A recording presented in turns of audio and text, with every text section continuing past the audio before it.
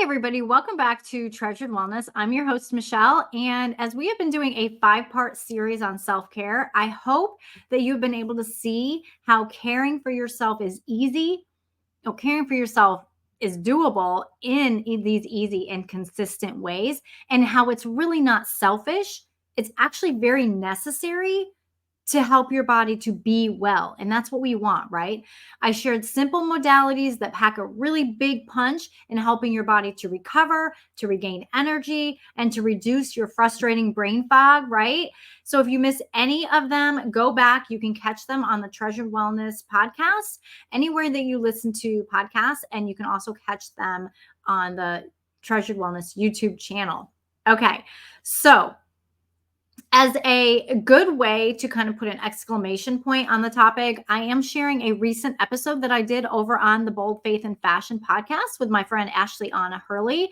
We are talking about the world's way of the world's definition of self-care versus God's view of self-care and self-love, and how you can really prioritize yourself through caring for yourself in a way that still brings him honor. So this is flipping the script on the self-care is selfish mentality, right?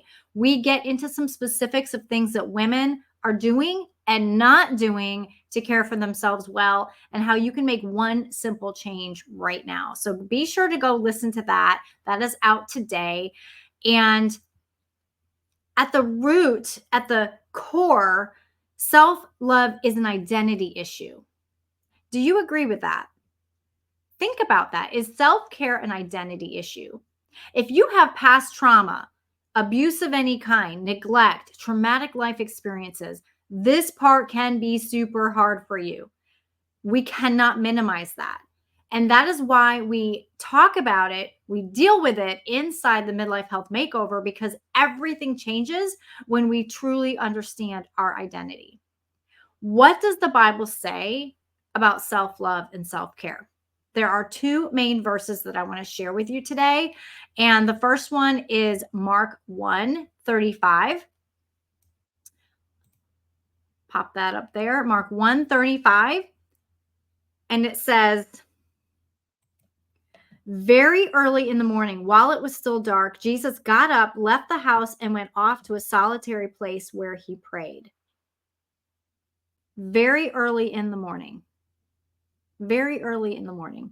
Okay, so Jesus loved himself enough to seek his Father at the start of every single day. Why? To fuel himself, to fill himself up for the day. Okay, being God, he knew what his day would bring, but he also was man. And so he knew that he needed to fuel up, he needed to fill up with the Lord, with his heavenly Father, for whatever that day would bring, right? And when we are filling up with the Lord first thing in the morning, it makes everything else fall into place, right? No matter what is going on, it sets the tone for our day first thing in the morning. And this can be really tricky for people. And so you might have to come up with creative ways that you can do this, where you can seek the Lord first, Matthew 6:33, whether that's getting up 15 minutes earlier, getting up 5 minutes earlier. Find what works so that you can seek him first each and every morning. And then the second verse is from Mark 2. It is Mark 12, I'm going to back up, verses 29 through 31. So he's talking about the greatest commandment. The most important one, answered Jesus, is this: Hear, O Israel, the Lord our God, the Lord is one. Love the Lord your God with all your heart and with all your soul and with all your mind and with all your strength. The second is this: love your neighbor as yourself. There is no commandment greater than these. And this is from the NIV. Okay, so there's a lot of alls in there. So all your heart, all your soul, all your mind, all your strength. Love your neighbor as yourself. Is it hard for us to love our neighbor if we don't love ourselves? Yeah, I think so. And so for that, self-care in part begins with a little bit of humility. as we seek the Lord for our true identity, like I talked about earlier. We need to understand whose we are. We need to understand who we are in Jesus. Only Jesus can fill us and show us who we are in him. He's the only one. And we have a lot of voices, right? And if you have grown up in the church, or if you have grown up as an adult in the church, you still have a lot of voices. And we have the world's way, and we have the church way of what self-care looks like. Is self-care selfish? All of that. When we strip all of that away and we go to the Lord, when we humble ourselves and say, Lord, who am I? And who have you created me to be? When we humble ourselves in acknowledging that Jesus needs to be the one to tell us our identity, not the world, not even the church, Jesus. When we humble ourselves, we are more open to biblical self-care, which then, and only then, can we fulfill all that he has for us, because we are truly living this life with him and seeking him for our everything, which keeps us humble, keeps us surrendered, and keeps us rooted in him. And when we know whose we are, it brings us that peace that makes no sense, right? And when we know who we are, it brings us confidence in Christ that whatever the day brings, whatever fire you are walking through, whatever trial you are walking through, God has that. He has us. He's walking right there with us. And so seeking the Lord first, Matthew 6:33, for everything, and then Mark 1:35, like Jesus modeled this. It's a form of self-care, true spiritual self-care, which pours into other areas of our health and our life. So I hope that that makes sense. I hope that that is helpful. It helps you to shift your thoughts around self-care and self-love to more of a biblical way of thinking. Is self-care selfish? Not the way God intends self-care to be. Let's not forget that God created the Sabbath for us. He didn't create the Sabbath for himself. We don't just all of a sudden be like, hey, I need a break. I need a day off. God knew that. From the very beginning, he created the Sabbath for us because he knew we would need a day to recharge, right? Self-care is not selfish. God is telling us. He's telling us, and he's modeling for us. So as we are talking about ways to show ourselves some self-care that nurture us, be thinking about what are some ways that you show yourself some care. I know for me personally, I used to think more of the worldly way of self-care. Spending money on clothes and home decorations that I really didn't need. Those mani-pedis, though I will say that I was not one to really go to a salon and get a mani-pedi or a mani or a pedi, but I did have a daughter, and so we would go to the nail school, and we would do that a few times, right? Because it was important to her, and it was time spent with her. It was a great form of self-care for me and for her, and just that togetherness, and it was a special, special time for us. Some other things I used to think self-care was going to a spa for a facial or a massage, the spa where you can spend all day there and just get 1 or 2 services or something. I used to feel like that was really a great form of self-care. And honestly, guys, it kept me so me focused. And when I didn't have the ability to do things like that, those things that I thought were self-care, it really frustrated me. I'm just being honest. Like, I really felt frustrated. Like, why is, all of these other women able to go to the spa? Why are all these other women able to have a beach day by themselves? Or, all of these things, like, it kept me very me focused. And I had to work through that because, again, I felt this tug of war inside of me as a Christian. I knew I needed to take better care of myself, but I was getting these messages, kind of like mixed messages about what that looked like, both in the world and spiritually within the church. So as we talk about some easy ways to show your self-care, Be thinking about what your views are on self care and consider talking with the Lord about it. Going to the Lord with intention and intentionality so that you can make this very personal, because God is a God of personal relationship. He wants to reveal to you what He wants you to know, and He cares about every detail of your health.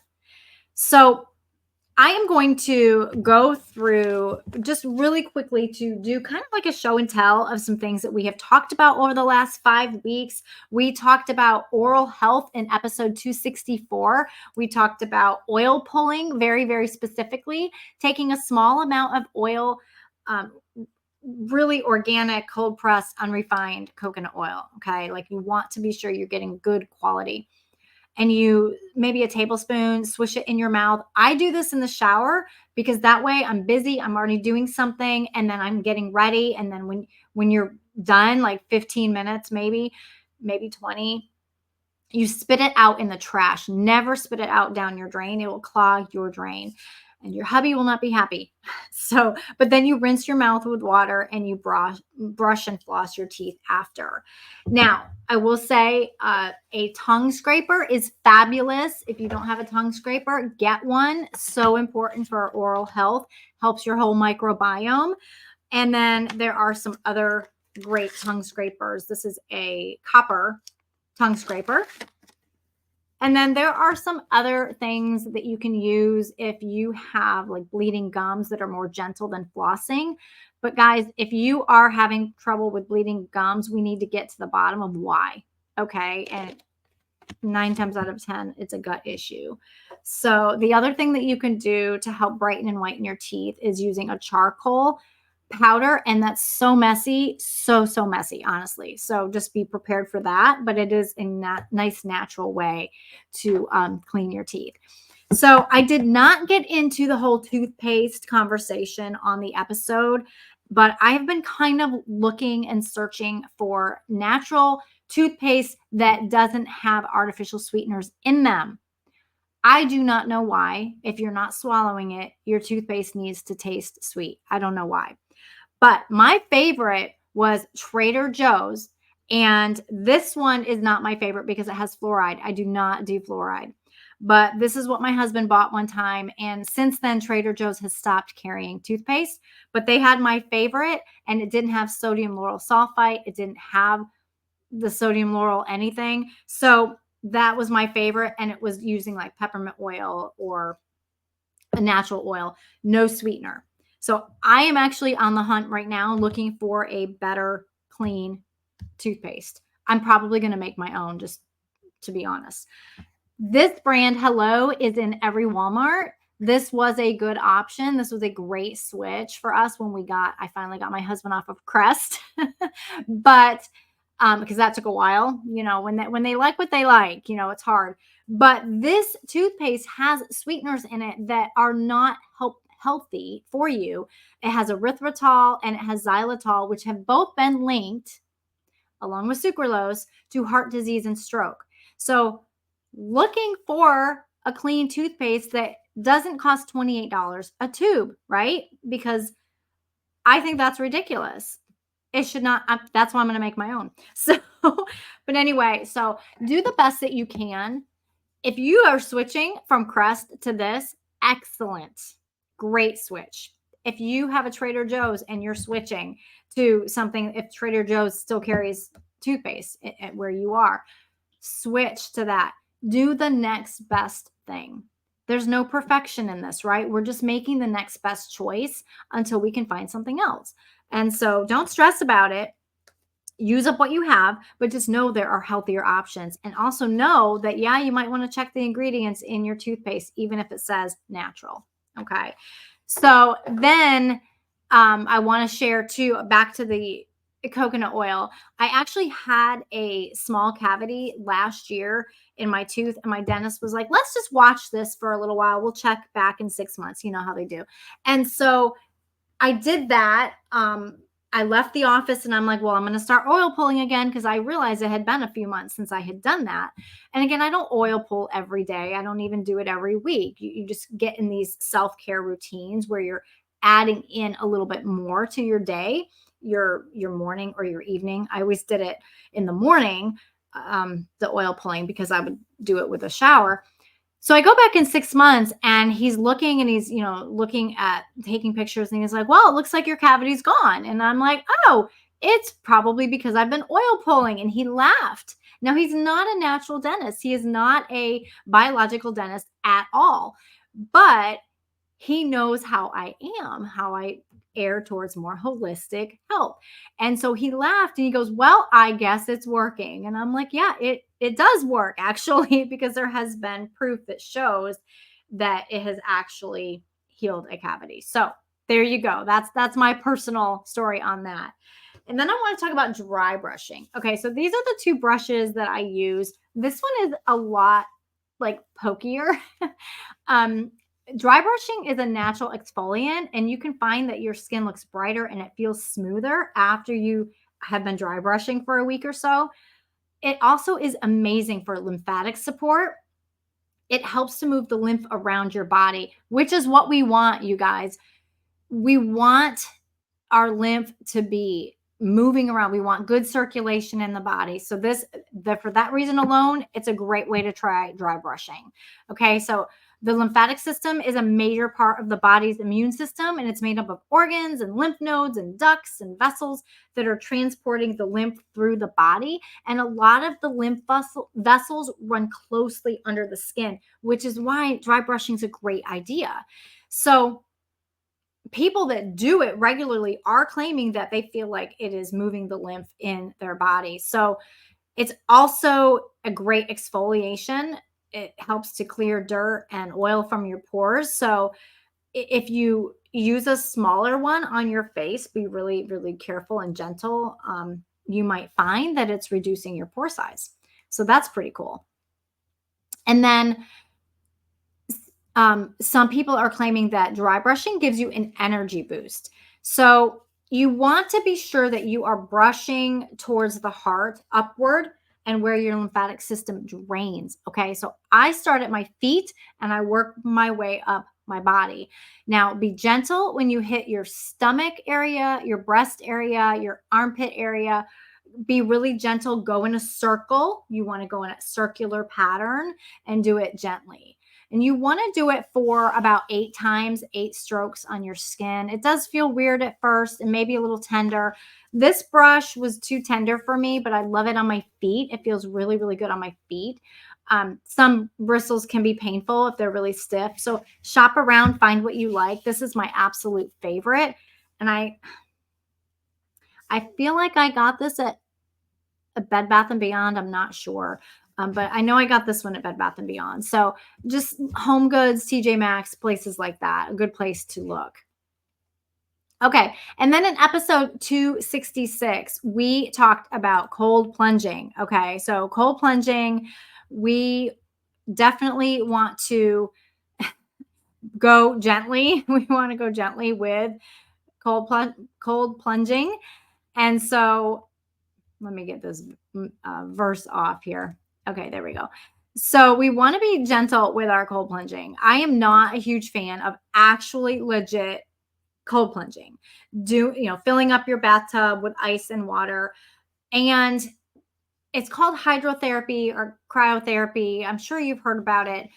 There's not much evidence that going longer than 5 minutes has much benefit. So bear that in mind as you decide, if you decide to do a plunge. Now, I know my son used to do these competitions while he was on the cross country and track team, where they would all sit in trash cans full of ice and they would just sit up to their waist. But, it was the competition who could sit in there the longest. And, it's so funny. Like we were laughing about it the other day when we were talking about it again, because he's like, yeah, we knew there was no real benefit longer than 5 minutes, but it was a competition. So even back then, like they knew, kids. But I like to do the cold water spray. That's what I like to do. Okay. There is good research that cold water has a good effect on your brain and your body. So it can help decrease your inflammation, of course, soothe your muscles that are sore, helps with mood and focus, helps with detoxing, gives you an energy boost, improves circulation. So that's really, really important. Speeds up your metabolism, better stress response, great pain relief. And it even helps to stimulate your leukocytes, which are your white blood cells that help fight sickness. So it gives you an immune boost. So that's really important. Now, if you're going to go on full on plunging in the tub, fill up your tub partway just to cover your waist with cold water and ice. Water temperature 50 to 60 degrees. It does not have to be colder than that and should not be colder than that. 5 minutes. 5 minutes. Ease your way in to build up to 5 minutes. Okay. And listen to your body. If your body is saying enough, it's enough. Get out, get warm quickly after. And the other thing is, if you are not a fan or you want to ease your way in, you want to maybe put a rice bag in the freezer, or you can use an ice pack and just put it on the back of your neck. So that is a great way to kind of bring your body back into a little bit more balance. Put it on your pulse points as well. Okay, and then in episode 267, we talked about castor oil. Castor oil is from the castor bean plant, mainly cultivated in Africa, South America, and India. And India actually accounts for over 90% of castor oil exports globally. Castor oil has vitamin E and ricinoleic acid, which is a unique fatty acid that actually stimulates liver detoxification. Yes, and supports your liver function overall. Castor oil is also one of the oldest biblical crops. I'm going to say it's biblical crop for sure. It's one of the oldest cultivated crops. Okay. The word kikayon is in the book of Jonah in the King James Version, and it's been translated as castor oil plant in some cases. Yes, there's still some debate about that, but it's fairly certain that castor oil was used in biblical times for cosmetic and medicinal uses. And listen, we know that God created everything on the earth for us to use, and it's up to us to discover how to use it. And he called it good. So I really strongly believe that castor oil was absolutely around and was used in biblical times. So, it's also been known or called Palma Christi, or the palm of Christ. That's super cool to me. But it has been known, and it is known to have a lot of wellness properties in it. So castor oil penetrates really, really deeply in the skin. And on episode 267, I was sharing my personal view of castor oil and how I've tried it myself. And I had a ganglion cyst on my wrist, and I was using it for some time, and I noticed that it was smaller and getting softer. I should say it was getting softer, but I wasn't really noticing any other difference. And then so kept going. And now my cyst is gone. It's just not sticking out anymore. So that's praise God. So I'm not going to say it was the castor oil. I'm going to say that it was God, but maybe he used the castor oil for that. And regardless, either way, I don't need surgery. So I'm thrilled. But it can penetrate really, really deeply into the skin and break down adhesions, bumps, and lumps. So it's really important. So I use this brand, and I don't recommend ever getting any castor oil in plastic bottles, because the plastic leaches into the castor oil and it's going to render it more ineffective. Plus you're getting a lot of plastic chemicals in there. So you want a dark glass bottle that helps to retract the light, and it keeps it cleaner. You want hexane free, 100% organic, and cold pressed oil. And you can use essential oils if you want as well, and some lotion to help with the smell, the aroma. There is no smell to castor oil. It should not smell. If it smells rancid, that's not the oil for you to use. It should not smell rancid.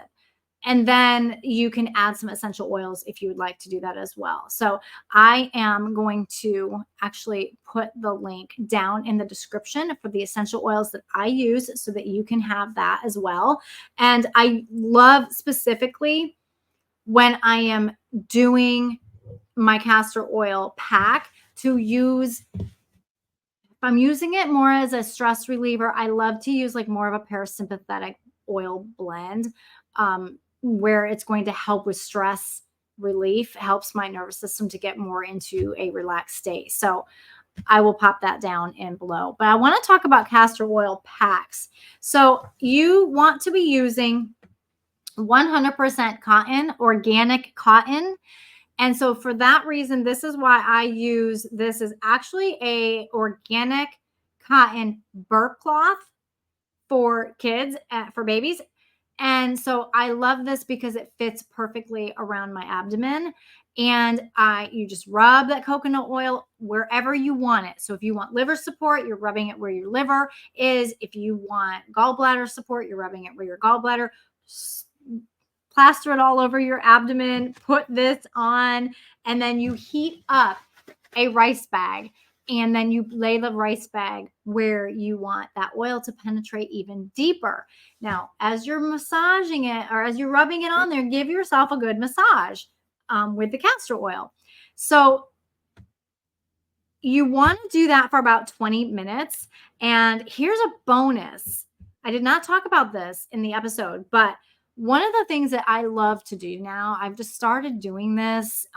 I had done it before, forgot about it, started doing it again more recently, is you get a bucket of hot water, pour some Epsom salts in there, pour some essential oils in there, and then you assemble your castor oil pack, get all that set, carry all this.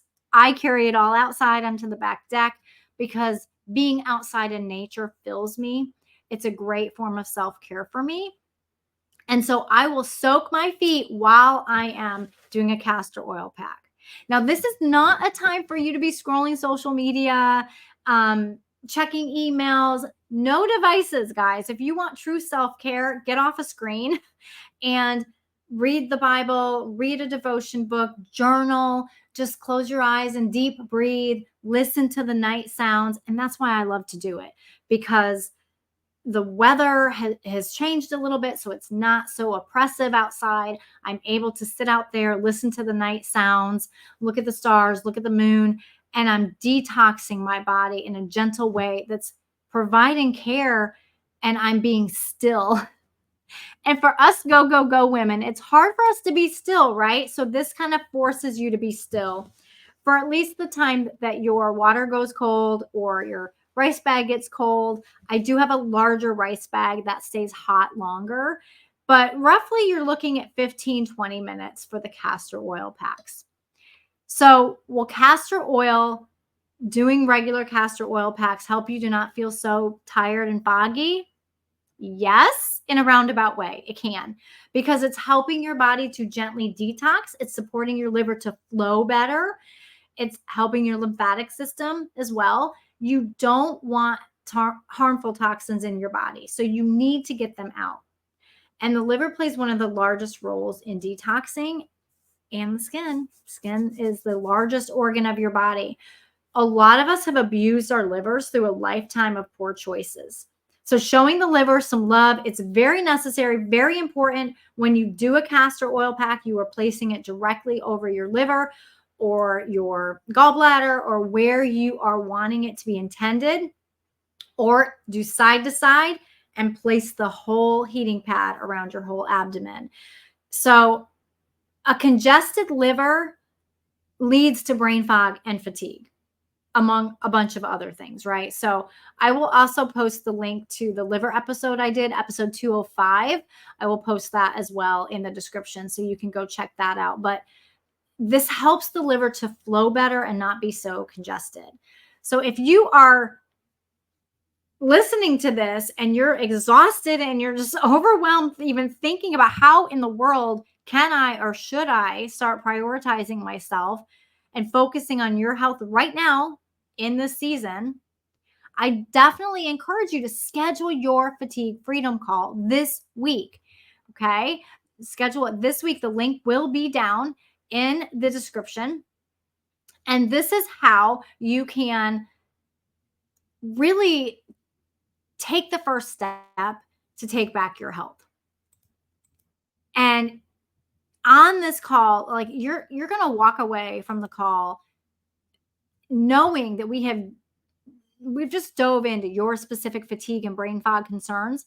And that's going to encourage you and empower you and help you to be confident in your health, really understanding what the root cause is behind your low energy and foggy thinking. And what this means is you will be able to leave our call with that renewed optimism about your daily tiredness, your daily fogginess. Like, why? And oh, and you will have confirmation that you are on the right track. So, when you are ready to fix your fog and your fatigue without the overwhelm and without the stress of figuring it out all on your own, transformation can happen. So be sure to schedule your time. Thanks so much for joining me. Be sure to like and subscribe to this Treasured Wellness channel. And thank you so much for popping in here. And I pray that your day is blessed. Remember, guys, you are a beautiful treasure. So treasure your wellness. See you soon.